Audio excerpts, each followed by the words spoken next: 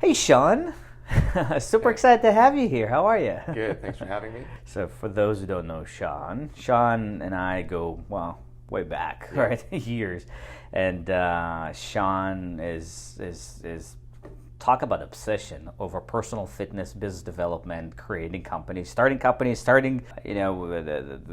have an energy drink initiative now that you're building from the ground up. You have Sub 10, which is your basically meal prep company that Yeah. gears towards goal-oriented individuals, which is doing phenomenally well.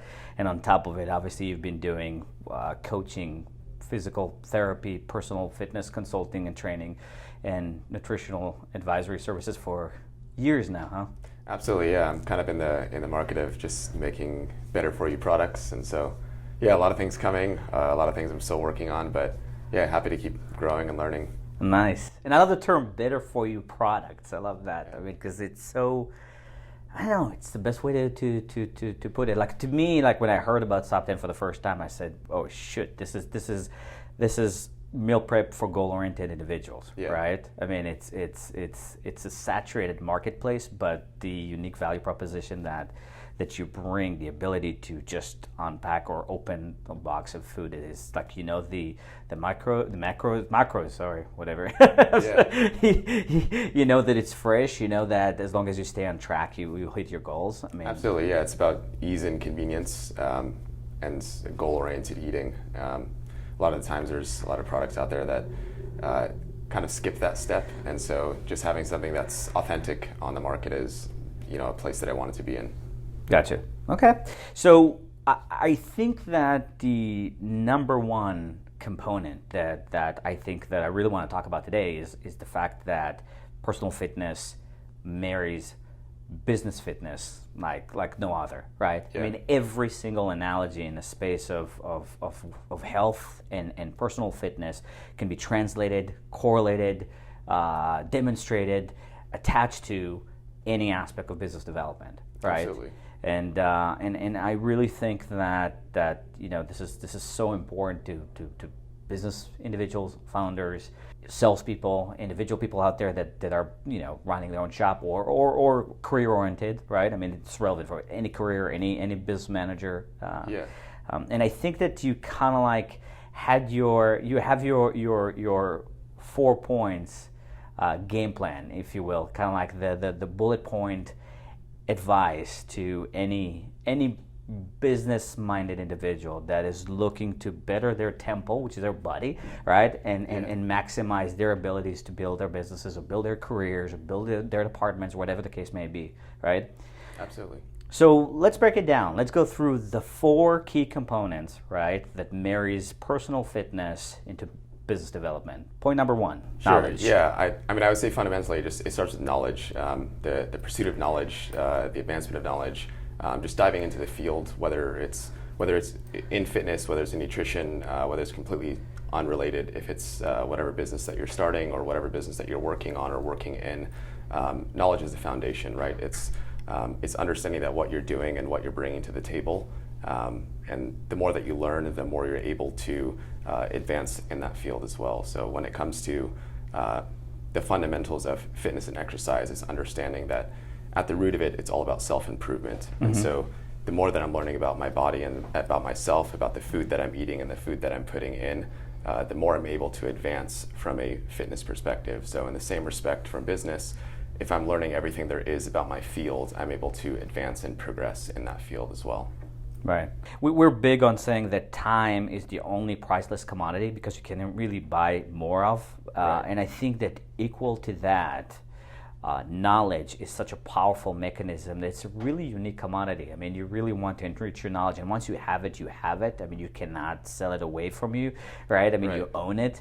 And I think it's an extremely powerful thing. So I completely agree with you. Yeah, I mean, to expand on that, I would say that the reason why it's such a valuable currency, if we will, is because knowledge is what makes your time more efficient. So if I'm in the gym for an hour a day and I'm doing the same thing over and over again and I'm not seeing results, well, I'm not efficient with my time. But with knowledge, I'm able to make that time more efficient. And so I'm not creating more time, I'm just recapturing the time that I'm spending. And so the same can be said in business in a startup, so that you're not spinning your wheels, you're educating yourself on that process so that you master it and go into it with full force. Yep.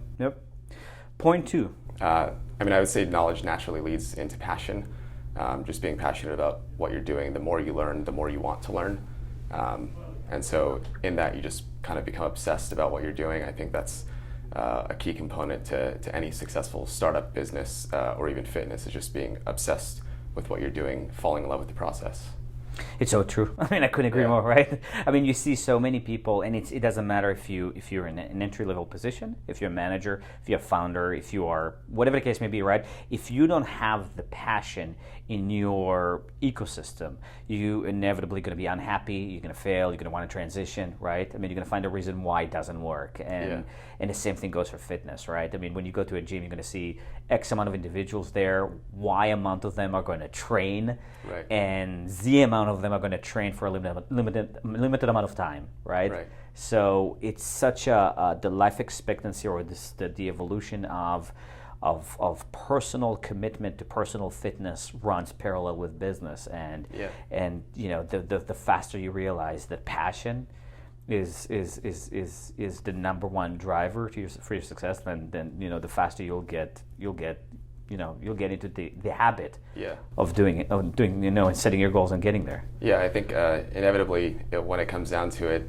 nobody's going to care more about your goal than you. And so whether that's in a fitness perspective or whether that's in business, at the end of the day, when there's fires to be put out, you're the one that's going to be there to put it out. So whether that's if you're sick or you can't make it to the gym, you're going to find a way to get yourself in so that you continue progressing and you continue persevering. And the same goes for business as well.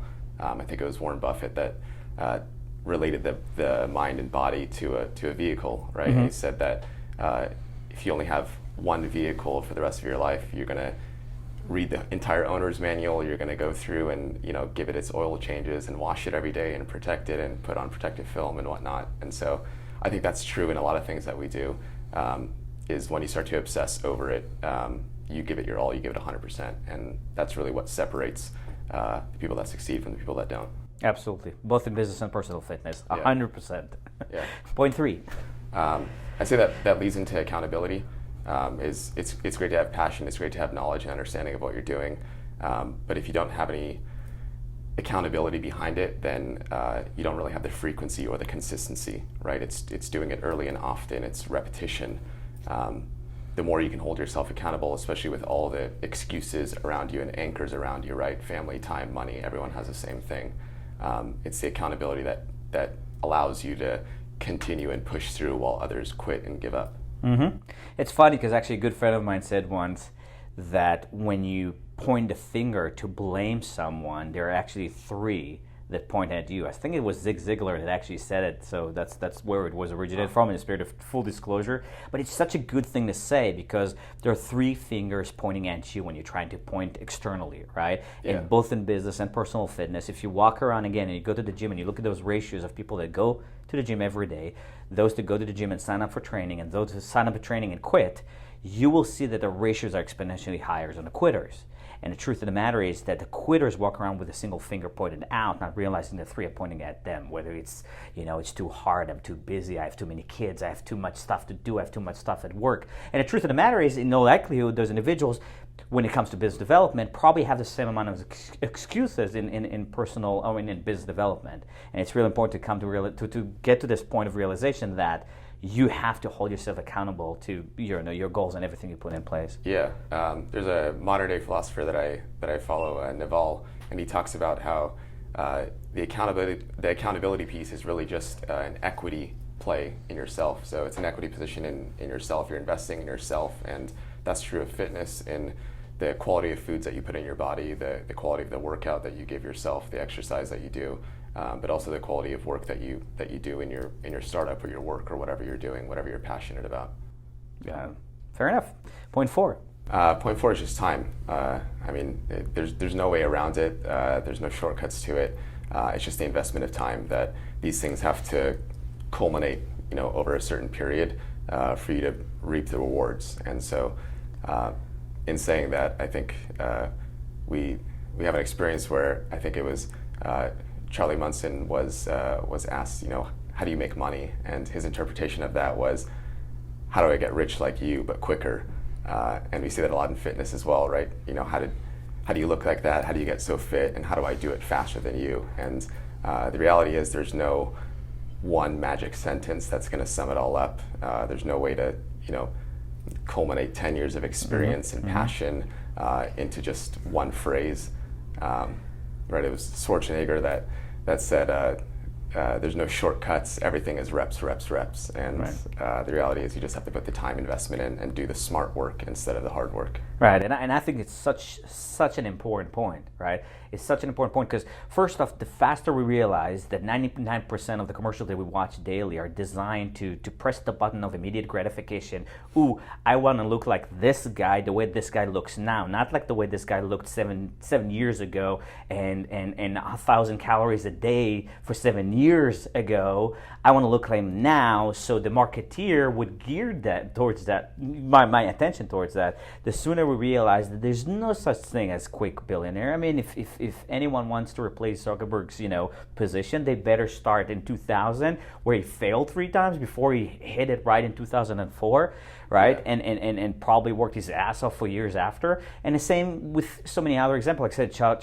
Charlie Munger from Berkshire Hathaway and Warren Buffett. I mean, there's always a process unless you inherit it from a very wealthy dad or mom, right? I mean, in truth, you have to work for it long term, right? And long term always trumps short term. We always say that. But the truth of the matter is that 90% of society expect for short-term gain, because it's not just about the fact that we don't have the patience. I don't think we have the true belief that we can actually reach the end result. Right, and that ties back into the accountability piece about just making the investment into yourself.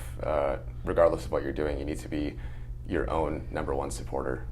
Right, and that's, again, I mean, I'm jumping back to sub 10, for example. I really love the concept because ultimately there are a lot of, for like a better term, lose weight quick schemes out there. And when I look at the concept of eat based on your goals, not based on what marketeer sold you, to me it just makes sense. Absolutely. Right? So who would you say be the perfect individual to eat a sub 10 meal prep? I mean, it's effectively anyone that cares about their own body, that is goal oriented, that wants to see results, but may not have the time or means that are necessary. Effectively, it's taking the guesswork out of the equation, because I come in and I bring the passion and the knowledge and the accountability, and you just have your meals delivered to your door. So Right. I want to dive into accountability a little bit more, right? Because again, I love the concept, right? I mean, I think that a lot of people walk around with a finger out, blaming the consequence, blaming the end result because of shortcomings, and I think you have a very interesting insight to kind of like that kind of mindset. What are your thoughts about that? Yeah, I mean, accountability is interesting because we do tend to project accountability onto others, right? If I don't reach my goal, I blame my trainer. If I'm not healthy, I blame my doctor, so on and so forth. And in this respect, accountability is knowing all the pitfalls, knowing all the shortcomings and failures that can be, but still being this rational optimist about it. And that's to say that I know what needs to be done, and now I just need to go and do it. So how do you do it? If you had to bulletize, right? If you had to put bullet points for the average Joe listening now, this is what I would do in order to stay accountable. Keep reading, doing research. I mean, knowledge is power, right? The more you read, the more you're going to enjoy what you're doing, and that's inevitably going to lead into being passionate about what you're doing. It's the obsessive culture around fitness and around your own business or whatever you're doing that's going to keep you grounded and keep you in it a year, 2 years, 3 years, 5 years into it. And then beyond that, it just leads into accountability because you've gone so far into that process that you don't want to start over. And I always say that it's always easier at the top. Once you've reached that level, it's much easier to maintain it, and that's true in business. It's a lot easier to do the second startup after you've mastered the first one. It's a lot easier to get into investing once you understand how startups work and things like that. But also with fitness, once you understand how your body works and how it's most efficient, you understand what workouts and programs you're doing.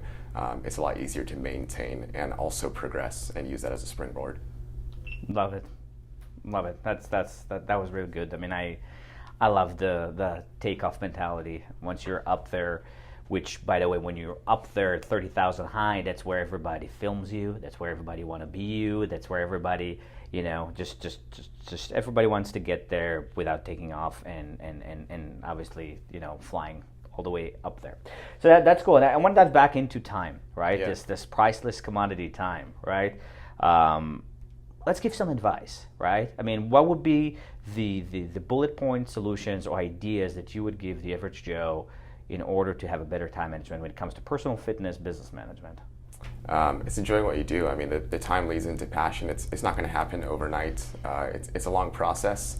I think counting the micro things day to day is what gets you to be impatient, and inevitably what gets you to stop doing it. And so things like weighing yourself every day, things like counting everything down to the last macro, the last calorie, they're important to an extent, but not when you're starting out. When you're starting out, you just have to do it. You just have to get into it and dive into it. And so the time aspect is really just saying that trust the process, because if you're doing the right work, it's an inevitability. How do you know you're doing the right work? I mean, do you set goals? Do you set timeline for goals? Do you have some repetition around the goals and you put in your calendar? Yeah, so I mean that really plays back into the knowledge aspect, is that the more that you're educating yourself, you're able to hold yourself accountable to those points to say that, am I doing the right work because of the research that I'm doing? Who am I following in these? Who is my mentor in this? Who are some other successful people in this industry that have done it before? And if they've done it before, then why can't I do it? And so it's just following patterns and pattern matching, and then creating your own process along the way. Gotcha. Okay. Is there a certain calorie intake you think that we all know 2,000 calories per day? Do you have a different philosophy around that? Well, it's not my philosophy, but your intake is dependent on your weight, it's dependent on your height, and it's dependent on your age, and all of those tell you what your basic necessity for survival is, right? And that goes into your resting metabolic rate, and through that, with exercise, it gets basically the amount of calories that you're burning per day for your body to function. And so there isn't a set number; it's dependent on the individual. Is there a certain amount of weight that I should lose monthly if I want to lose weight? If I'm, at 200 pounds and I'm 5'6"? So the healthy manner in losing weight is 1 to 2 pounds per week. Anything beyond that could lead to significant damage to your organs and things like that, just because you're losing weight too quickly.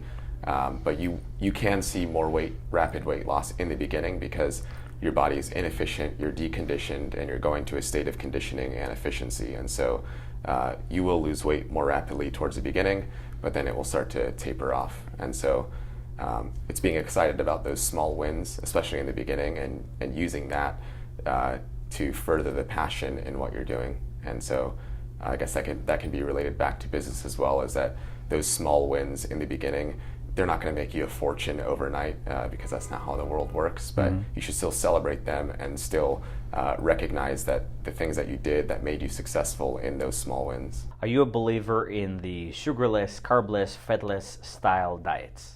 Sugarless, yes. Carbless, no.